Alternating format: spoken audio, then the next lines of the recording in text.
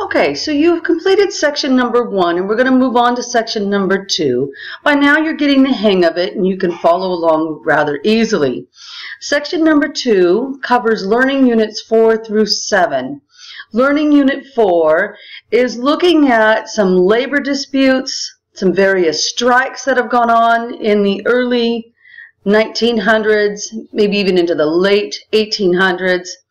And it also looks at the Spanish-American War.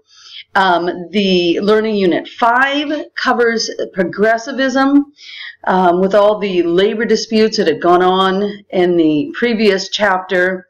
The progressive movement is going to seek out ways to reform some of the problems that have developed since the Gilded Age, some of the problems with the urbanization and labor problems and the wealth distribution problems.